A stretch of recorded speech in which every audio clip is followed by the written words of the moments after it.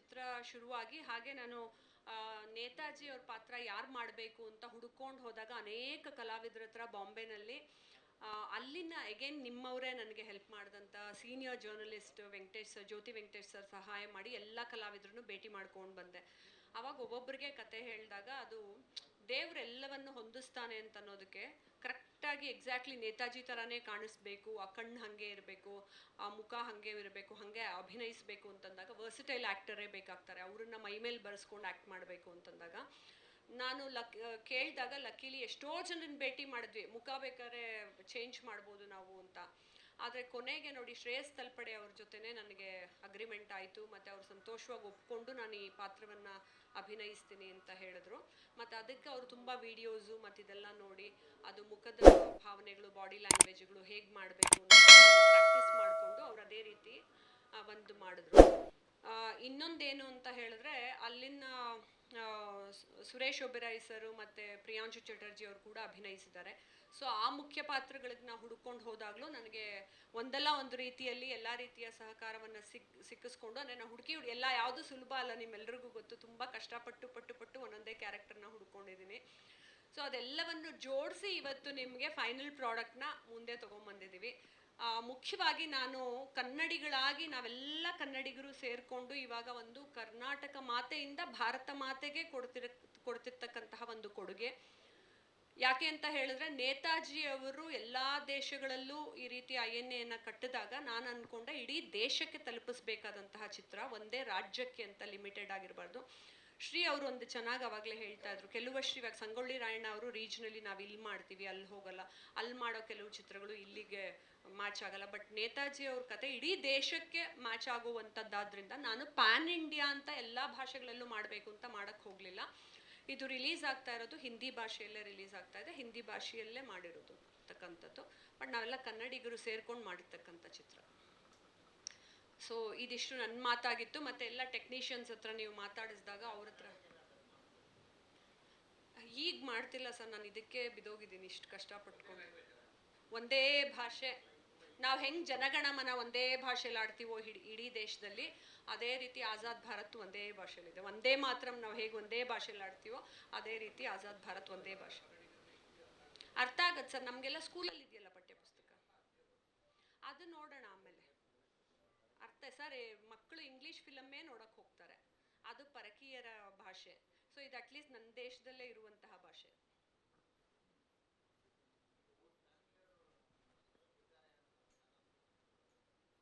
ಹಾಂ ಸರ್, ಈಗ ಹೇಳಿದ್ನಲ್ಲ, ರಾಜ್ಯಶ್ರೀ ಚೌಧರಿ ಮ್ಯಾಮ್ ಅವರ ಮರಿ ಮೊಮ್ಮಗಳು, ಅವರೇ ನನಗೆ ಮೋಟಿವೇಟ್ ಮಾಡಿ ನನ್ನ ಕಷ್ಟದಲ್ಲಿದ್ದಾಗೆಲ್ಲ ನನ್ನ ಮಾರಲ್ ಸಪೋರ್ಟ್ ಕೊಟ್ಟು ಮೇಲೆತ್ತಿದ್ರು ಅಂತ ಹೇಳಿದ್ನಲ್ಲ.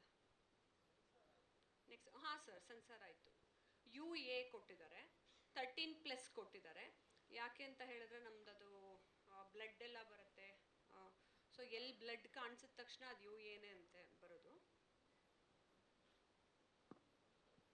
ಹಾಂ, ಸುಚೇಂದ್ರ ಪ್ರಸಾದ್ ಸರ್ ಇರಲಿ, ಒಬ್ಬೊಬ್ಬರೇ ಮಾತಾಡ. ಇತಿಹಾಸ ಅಂದರೆ ಹೀಗೆ ನಡೆಯಿತು ಅನ್ನೋ ಅರ್ಥ. ಇತಿಹಾಸ ಅಸ್ಪಷ್ಟ ದಾಖಲೀಕರಣ ಇರೋದು ನಮ್ಮ ಚರಿತ್ರೆ.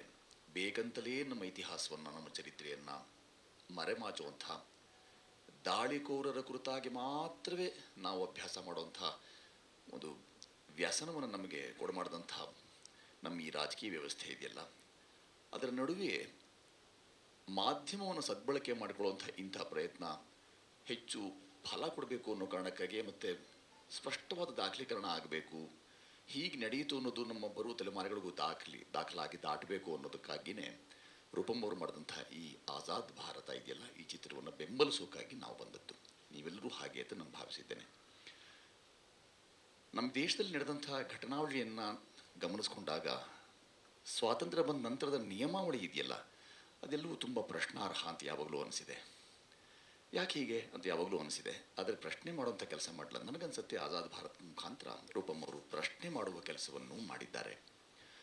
ಈಗಲೂ 42ರ ಆಸುಪಾಸಿಗೆನೇ ಆಜಾದ್ ಹಿಂದ್ ಫೌಜ್ ಅಥವಾ ನಮ್ಮ ನೇತಾಜಿಯವರು ಭಾರತದ ಪ್ರಪ್ರಥಮ ಪ್ರಧಾನಮಂತ್ರಿಗಳು ಅಥವಾ ಅದಕ್ಕೊಂದು ಮಂತ್ರಿಮಂಡಲವಿತ್ತು ಅಂತ ಗೊತ್ತಿದ್ದಾಗ್ಯೂ ಅದನ್ನು ಮರೆಮಾಚುವಂಥ ಕೆಲಸವನ್ನು ಮಾಡ್ತಿರುವಂಥ ಸಂದರ್ಭದಲ್ಲಿ ಆಜಾದ್ ಭಾರತ್ ರೂಪಂ ಅವರದು ತುಂಬ ಪ್ರಸ್ತುತವಾಗಿ ನಿಲ್ಲುತ್ತೆ.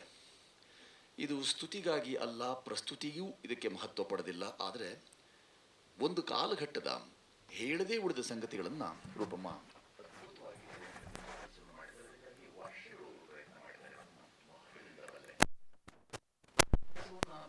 ಮಾಡಬಹುದಾಗಿತ್ತು, ಇವ್ರ್ಯಾಕೆ ಮಾಡಿದ್ರು ಅನ್ನೋ ಪ್ರಶ್ನೆಗಳೆಲ್ಲ ಪ್ರಸ್ತುತ ನಮಗೆ ಅಪ್ರಾಮಾಣಿಕವಾದ, ಅಪ್ರೌಢವಾದ, ಅಪ್ರಬುದ್ಧ ಪ್ರಶ್ನೆಗಳಿಗೆ ನಾವು ಅವಕಾಶ ಕೊಡದೆ ಮಾಡದೇ ಇರೋದಕ್ಕೆ ಅನೇಕ ಕಾರಣಗಳಿಟ್ಕೊಂಡಿದ್ರೆ ನಾವು ಬದುಕಿನಲ್ಲಿ ಮಾಡುವುದಕ್ಕೆ ಇಟ್ಕೊಂಡು ಒಂದೇ ಕಾರಣ, ಕಾರ್ಯಸಿದ್ಧಿ ಮಾಡಬೇಕು ಅನ್ನೋಕ್ಕಿದು ಒಂದೇ ಒಂದು ಕಾರಣ, ಅವರ ರಾಷ್ಟ್ರಪ್ರೇಮ. ಈ ರಾಷ್ಟ್ರಪ್ರೇಮ ಬಹಳ ಕಾಲ ಎಲ್ಲರ ರಕ್ತಗಳಲ್ಲಿ, ನರನಾಡಿಗಳಲ್ಲಿ ಹರಿತಾ ಇರಲಿ ಅನ್ನೋ ಕಾರಣಕ್ಕಾಗಿ ಆಜಾದ್ ಭಾರತನ ಶೀರ್ಷಿಕೆಯಲ್ಲಿ ಇಟ್ಕೊಂಡು ಮಾಡಿರೋ ಈ ಚಿತ್ರ ತುಂಬ ಜನರ ನೋಡಬೇಕು. ಯಾಕೆ ಅಂತ ಹೇಳಿದ್ರೆ ಬೇರೆ ಇನ್ಯಾವ ಕಾರಣಕ್ಕೂ ಅಲ್ಲ, ಅವರ ಜೇಬು ತುಂಬಲಿ ಅಂತಲೋ ಗಲ್ಲಾಪೆಟ್ಟಿಗೆ ತುಂಬಲಿ ಅಂತಲೋ ಒಂದು ಕಾರಣಕ್ಕಾಗ ಅಲ್ಲವೇ ಅಲ್ಲ. ನಾವು ಮೂಲತಃ ಯಾರು, ನಾವು ಬಂದದ್ದೆಲ್ಲಿಂದ, ಹೋಗುವುದೆಲ್ಲಿಗೆ, ಇನ್ನು ಈ ಮೂಲಭೂತ ಪ್ರಶ್ನೆಗಳಿಗೆ ಉತ್ತರ ಕಂಡುಕೊಳ್ಳೋದಕ್ಕೆ ಆಜಾದ ಭಾರತವನ್ನು ಸಾಧ್ಯವಾಗಿಸಿದ ಮತ್ತು ಅದಕ್ಕೆ ಕೈ ಜೋಡಿಸಿದಂಥ ಎಲ್ಲ ಮಹನೀಯರು, ಜೊತೆಗೆ ತಂತ್ರಜ್ಞರು, ಕಲಾವಿದರು, ಅವರೆಲ್ಲರೂ ಒಂದು ಉದ್ದೇಶವನ್ನು ಇಟ್ಟುಕೊಂಡಿದ್ದಾರೆ. ಅದು ಬಿತ್ತುವುದು ರಾಷ್ಟ್ರಪ್ರೇಮವನ್ನು. ಇತಿಹಾಸ ಸರಿದು ಹೋಗಿದೆ, ಈಗ ಯಾಕದರ ಮತ್ತೆ ಸ್ಮರಣೆ, ಅದರ ಯುಕ್ತ ಸ್ಮರಣೆ ಆಗಬೇಕೇ ಬೇಡವೆ ಅನ್ನೋದು ನಂತರದ ಚರ್ಚೆ. ಆದರೆ ನಮ್ಮದೇ ಈ ಚರಿತ್ರೆಯನ್ನು ಈಗಲೂ ನನಗೆ ಗೊತ್ತಿರೋ ಹಾಗೆ ಅಯೋಧ್ಯೆ ಹತ್ತಿರ ಇರುವಂಥ ಒಂದು ಸಣ್ಣ ಭೂಭಾಗದಲ್ಲಿ ಗುಮ್ನಾಮಿ ಬಾಬಾ ಅನ್ನೋ ಹೆಸರಿನಲ್ಲಿ ನಮ್ಮ ನೇತಾಜಿಯವರು ಒಂದಷ್ಟು ಕಾಲ ಬದುಕಿದ್ರು ನಂಬುಗೆ ಇದೆ. ಸರ್ಕಾರಗಳಲ್ಲಾಗಲಿ, ಆಡಳಿತ ಯಂತ್ರವಾಗಲಿ, ಸಾರ್ವಜನಿಕರಾಗಲಿ ಅನೇಕ ಮಹತ್ವದ ಮಾಹಿತಿ ಈಗಲೂ ಇದ್ದಾಗ್ಯೂ ಅದು ಸಾರ್ವಜನಿಕಗೊಳ್ಳಲ್ಲ ಯಾಕೆ ಅನ್ನೋದನ್ನು ನಾವಿನ್ನೂ ಕಂಡುಕೊಳ್ಬೇಕಾಗಿದೆ. ಎಲ್ಲ ಗೊಂದಲಗಳ ನಡುವೆ ನೀರಾ ಆರ್ಯದ ಕುರಿತಾಗಿ ತಾವೇ ಸ್ವತಃ ನಟಿಸಿ ಅದಕ್ಕೆ ಬೇಕಾದಂತಹ ಎಲ್ಲ ತಯಾರಿಯನ್ನು ಮಾಡಿಕೊಂಡು ಪೂರ್ವ ತಯಾರಿ ಇರದೆ ಅಪೂರ್ವ ಪ್ರಸ್ತುತಿ ಸಾಧ್ಯವಾಗೋಲ್ಲ ಅನ್ನೋದನ್ನು ಮತ್ತೊಮ್ಮೆ ಸಾಬೀತು ಮಾಡಿದ್ದಾರೆ ರೂಪಮ್ಮ. ನಾನು ಅವ್ರಿಗೆ ವಿಶೇಷವಾದ ಆಭಾರವನ್ನು, ಮನ್ನಣೆಯನ್ನು ನಾನು ವ್ಯಕ್ತಪಡಿಸೋ ಪ್ರಯತ್ನ ಮಾಡ್ತೀನಿ. ನಿಮ್ಮೆಲ್ಲರ ಪರವಾಗಿ ಅವ್ರಿಗೆ ಇದನ್ನು ಮಾಡ್ತೀನಿ. ಇಂಥ ಚಿತ್ರಗಳ ಸಂತತಿ, ಸಂಖ್ಯೆ ಹೆಚ್ಚಾಗಲಿ, ಸಂವರ್ಧಿಸಲಿ. ಬೌದ್ಧಿಕ ಔನ್ನತ್ಯವನ್ನು ಬೇರೆ ಬೇರೆ ರೀತಿಯಲ್ಲಿ ನಾವು ನಮ್ಮದಾಗಿಸ್ಕೊಳ್ಳೋ ಪ್ರಯತ್ನ ಮಾಡ್ತೀವಿ. ಆದರೆ ಈ ಥರ ಮಾಧ್ಯಮದ, ಅದರಲ್ಲೂ ದೃಶ್ಯ ಮಾಧ್ಯಮ ಏಕಕಾಲಕ್ಕೆ ಸತ್ಪರಿಣಾಮವನ್ನು ದುಷ್ಪರಿಣಾಮವನ್ನು ಬೀರಬಲ್ಲಂಥ ಇಂಥ ಮಾಧ್ಯಮದ ಸದ್ಬಳಕೆ ಮಾಡಿ ಸತ್ಪರಿಣಾಮಕ್ಕಾಗಿಯೇ, ಅಂದರೆ ಸತ್ತ ಪ್ರಜೆಗಳಾಗಿ ನಾವು ಉಳಿದಿದ್ದೇವೆ, ಸತ್ಪ್ರಜೆಗಳಾಗಿ ಇನ್ನೂ ರೂಪುಗೊಂಡಿಲ್ಲ ಅನ್ನೋದಂಥ ಅನೇಕ ವಿಚಾರಗಳನ್ನು ಈ ಚಿತ್ರ ದಾಖಲಿಸ್ತಾ ಇದೆ, ದಾಟಿಸ್ತಾ ಇದೆ ಅಂತ ನಾನು ಭಾವಿಸಿದ್ದೀನಿ. ಹೆಚ್ಚು ಮಾತಿಗೆ ಅವಕಾಶ ಇಲ್ಲ, ಬೇಕಾಗಿಯೂ ಇಲ್ಲ. ಚಿತ್ರವೇ ಎಲ್ಲವನ್ನೂ ಹೇಳಿಬಿಡುತ್ತೆ. ನೀರಾ ಆರ್ಯ, ನೇತಾಜಿ ಸುಭಾಷ್ ಚಂದ್ರ ಬೋಸ್ರು ಮತ್ತು ಭಾರತಕ್ಕೆ ನಿರಂತರ ಜಯ ಸಿಗುತ್ತಿರಲಿ. ಜಯತು ಜಯ ಭಾರತ. ಥ್ಯಾಂಕ್ ಯು ಸರ್ಜಿ, ನಿಮ್ಮ ಆಶೀರ್ವಾದಕ್ಕೆ. ಹಿತ from you will start. Latest ಹಾಗೂ ಇಂಟ್ರೆಸ್ಟಿಂಗ್ ಸುದ್ದಿಗಳಿಗಾಗಿ ಬಾಸ್ ಟಿವಿ ಕನ್ನಡ ಚಾನೆಲ್ನ ಸಬ್ಸ್ಕ್ರೈಬ್ ಮಾಡಿ. ಹಾಗೆಯೇ ಬೆಲ್ ಐಕಾನ್ ಪ್ರೆಸ್ ಮಾಡಿ. ಇದರ ಜೊತೆಗೆ ಫೇಸ್ಬುಕ್, ಇನ್ಸ್ಟಾಗ್ರಾಮ್, ಎಕ್ಸ್ನಲ್ಲೂ ಮಿಸ್ ಮಾಡದೆ ಫಾಲೋ ಮಾಡಿ.